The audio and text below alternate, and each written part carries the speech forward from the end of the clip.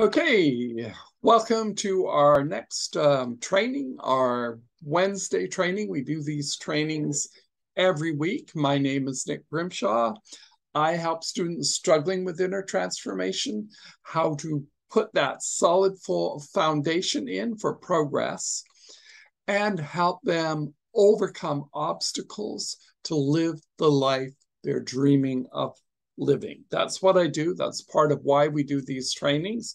And tonight we're talking about comfort zones and discomfort zones. And I'm sure you're all familiar with the term. So we're going to look at these and see what they represent and why we should be living in our discomfort zone rather than our comfort zone.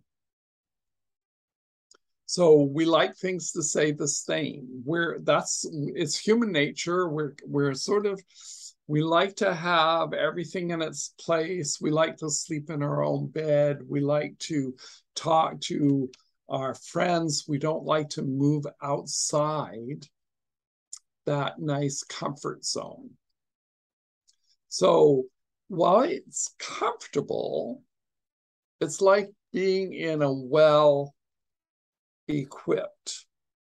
prison cell that has all the luxuries in it so that you hardly know that you're in prison. And there's a great story told by Michael Singer in his book, The Untethered Soul, where he talks about these people who buy this beautiful, beautiful space out in the countryside where they're going to build their new house, and it's going to be the most beautiful house. And they start building the house, and they have the most magnificent scenery around them. And they're making it all glass, and it looks wonderful. And then somebody starts to die, like, we need some security here. How are we going to we're going to have to find a way to be more secure. This is way too open in the countryside. All kinds of things can happen. So first they erect a security fence. And then they're thinking about this and go, well, people can get inside the fence. Maybe we should do something else. So they install some cameras. And then, this glass, it's easy to break. Let's put cement barriers or concrete barriers around the glass. So they build a concrete barrier around the glass, and then they're feeling, well, maybe we should reinforce everything inside the house. And when they're done, the reason they built the house in the first place has disappeared because they can't see anything. They can't enjoy the view. They don't know where they are. And that, in a nutshell, is what happens when you try to live in your comfort zone and control everything that's going on in your life. So this phrase, comfort zone, was coined by Judith Bardwick in 1991. So I'm surprised that it was so recent in a way. And there's a lot of psychobabble about what a comfort zone is. But what we know we've been talking about is that safe space where you feel safe, where you can go and you have all the comforts you need. The world is arranged according to how you want the world to be arranged, and nothing enters in to disturb that. But also nothing within that zone can really change, because then that would make it uncomfortable. And so a comfort zone by its very nature doesn't change, or we try to prevent change from occurring within it. So why is it so comfortable? You know what's expected. You don't have to learn new things. You can take time to daydream because you know you're never going to have to act on it. It gives your body a break. You can rest. You have more time for a social life. You can watch all the different movies and everything you want on Netflix. You never have to miss a segment of your favorite show.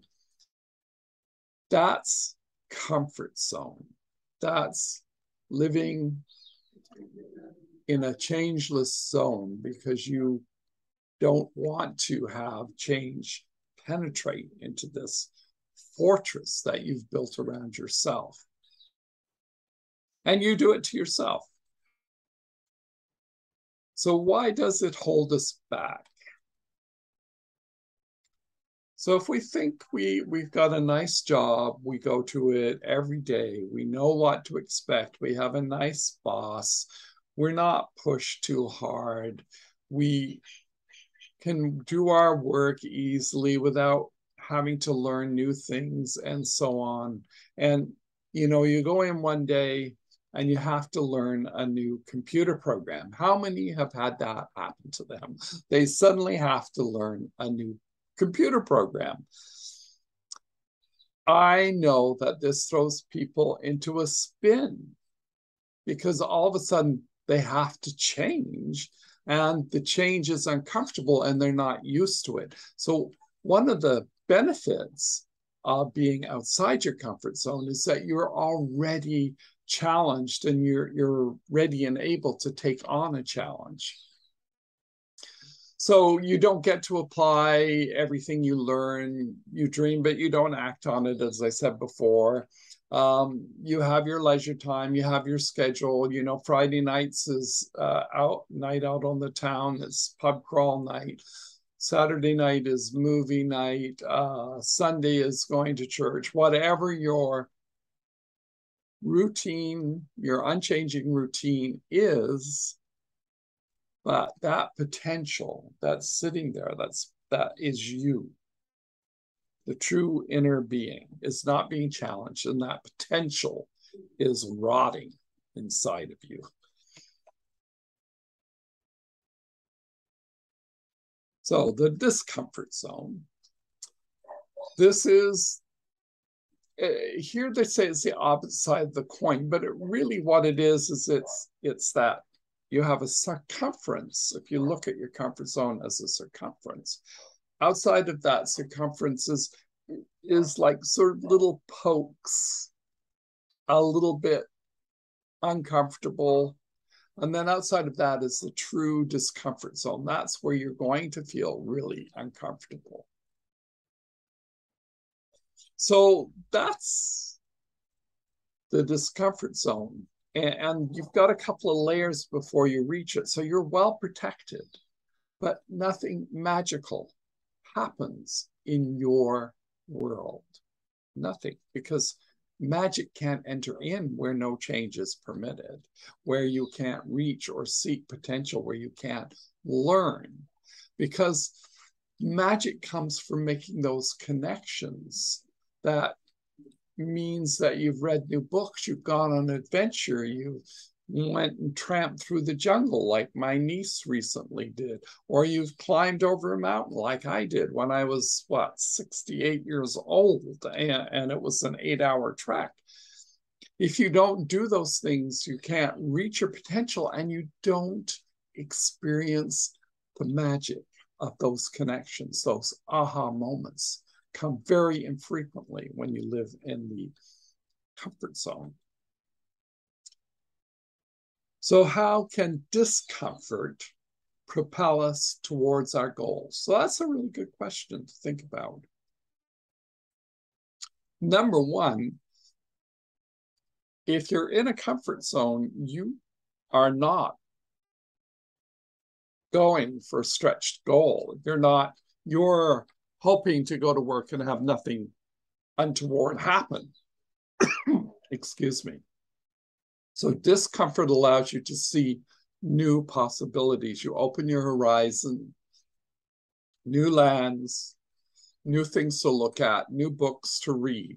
This comfort zone helps you discover connections to what you already know. So this is what I was talking about. You know this, and you're reading something here, and all of a sudden you have this connection, this spark, and two disconnected things suddenly join together and create a new neural pathway, if you want. And I talk about this a lot because I always challenge myself to be reading 3 or 4 books that are really different from each other, and to enjoy what happens when you find the synchronicity between totally different books. It happened to me the other night where I've been reading a lot about purpose, and I've been reading The Hero's Journey by Joseph Campbell, and I've been studying other things, and I'm working on building a course on purpose, so that I've been sort of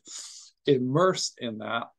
But as a relaxation, talking about going into comfort zone, I thought I would go and watch a Netflix series, and I love cooking, and I love the Chef's Table series, and they have a Chef's Table series on pizza.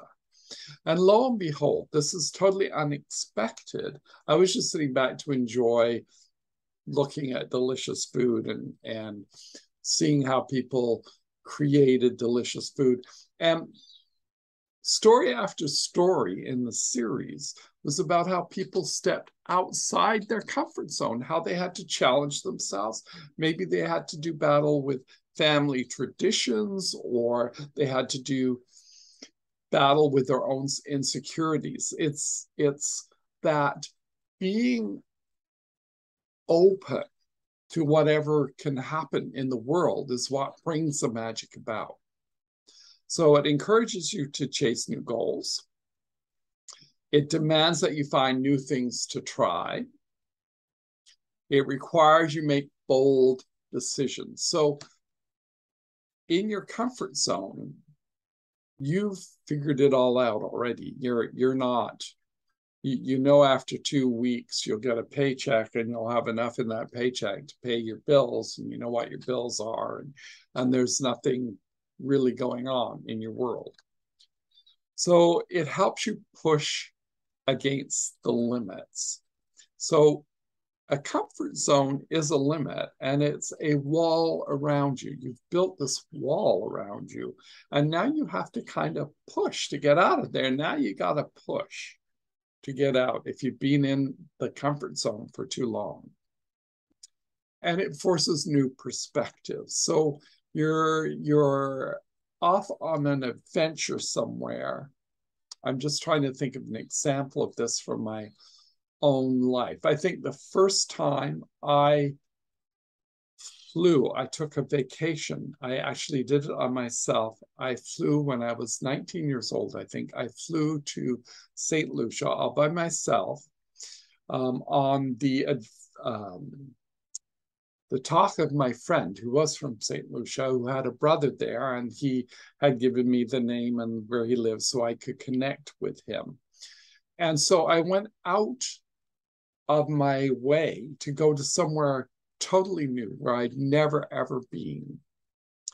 And I found a life so different that it completely changed my perspective on life. It really did that head spin. So if you don't do that, you don't get that experience. You don't feel the magic of walking in new places, trying new food. I remember one of the things that still sticks out in my mind, walking around with Franklin's brother Richmond, and we're walking around the capital of St. Lucia, and there is this incredible smell in the air, just incredible. And I said to him, "What is that?"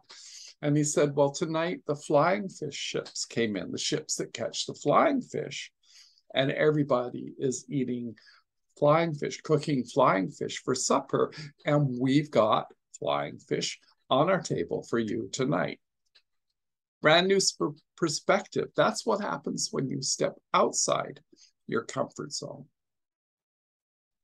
So we have a system to do that. And that is to examine your discomfort. What is it? What makes you feel uncomfortable? What is that? Reflect on it. Write about it. Because these are the areas where you can now start pushing yourself out. Okay, here's an area I'm not comfortable in. I need to explore more. One of the things I did when I decided to spend my summers in Panama, or actually winters in Panama, which is summer here, one of the reasons I chose Panama is because I wanted to learn a new language, and I was very uncomfortable with the idea of learning a new language. Where do you see yourself? Think about where you see yourself. Where do you see yourself in 5 years? Are you going to be in the same job? Are you going to make the same money, living in the same house? What do you see? Prepare.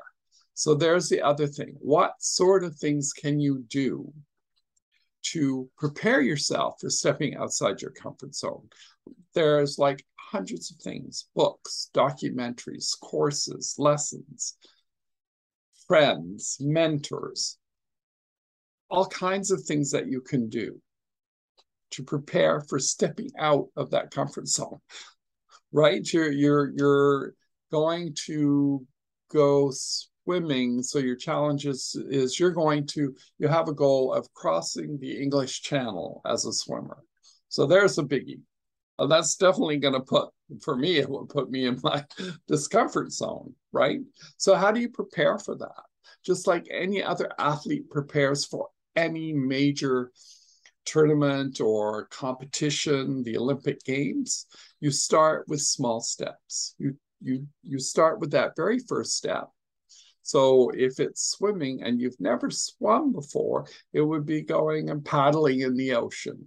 Now, that doesn't seem like a difficult thing, but if you haven't, you have to overcome that fear of water and drowning in water and all your grandmother's horrible associations with water. You have to overcome all of those. And in fact, that's one of the things that my mom did. Is she had a terrible fear of water. She would paddle, but that's as far as she would go. And she always regretted not learning how to swim. So all of the children, the 4 of us, went to swimming lessons every summer. It was one of the things. And it was good to step. Again, we were challenged. We had to learn to swim. We're very comfortable in water. And the final step in anything you do is to commit to it, to commit to the journey. So I've been reading A Hero of 1,000 Faces, and in there, one of the things that happens is you get the call to adventure, and then people kind of step back and they don't want to commit. And what happens when they pull back is that they pull in, the negative follows them in. So it's a negative thing to pull back from that adventure. So to commit is to be willing to go out on the adventure, to leave the Shire, to go out and hunt the dragons, or tilt at windmills, or whatever it is that is your adventure, that is your purpose for seeking to move out of your comfort zone. And that brings me back to all of these things that we're doing, all of this training. It's about your purpose, finding your purpose and chasing your purpose. And you can't do that sitting in a comfort zone. And without purpose, life is meaningless. That's a quote from somebody, and I'm sorry, I can't remember the name offhand, but without purpose, there's no goal, there's no direction. You are pushed by the winds that are blowing through your life. You are not the master of your life. So it's all the more reason to find a way to step out of your comfort zone. If you're in that comfort zone and you really look at your life and determine how deeply you are in a comfort zone, and then follow these steps and come up with the first thing that you can do to step out of your comfort zone, and then commit to doing it. Because action, it's the action that creates the magic. Okay, so a lot of things that I talk about, and in order to start on that journey, you have to have a positive mindset. You can't get out of your comfort zone if all you think about is the discomfort beyond you. And that discomfort then is all the negative things that could happen. And that's what you're focused on, the negative things. And you're in a comfort zone for the simple reason that you don't want any of the bad things that are happening out there. So you're in this protective bubble we call a comfort zone. So my first thing at Beautiful Summer Morning, what we do is we move people to learn to change that mindset from a negative one to a positive one. And our affirmations class is how we do that. So we talk positive affirmations are one of the most powerful ways to start retraining your mind. Now, it's not the only way, and it's not the only thing you should do, but it is the best starting point to start reframing by telling yourself positive things, to make sure that you don't feel uncomfortable stepping outside, by giving yourself a reason, affirming why you're stepping out there, because you know that you're going to grow and develop. Each day, I am going to take another step into the unknown. That's an affirmation. Okay, so it's what isn't positive affirmations? How do you use them? Because there is a way to use them, and a positive affirmation is very technical. So one of the things you learn in the masterclass is exactly what it is, exactly how to use it, exactly how to write your own positive affirmations, and how to achieve a positive mindset. We also give you the tools to build a routine or a habit around using positive affirmations. Excuse me. It doesn't just happen all on its own. You have to, again, there it goes back to that word in that last slide, which is commit. We have to commit, start with small steps. That's what positive affirmation is. Whoops, sorry.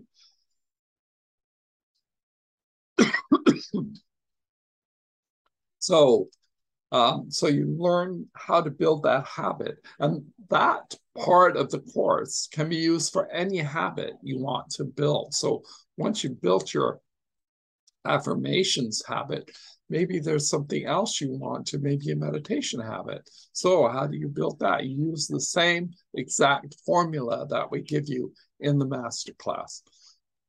The masterclass is $24.97. It's a small price to pay for changing that negative mindset into a positive one and to begin to experience the magic. And this is the real reason for doing this course, is not all the other stuff I've got here. The real reason for doing this course is to experience the magic that happens, that as you change the way you look at things, the things you look at change. Wayne Dyer.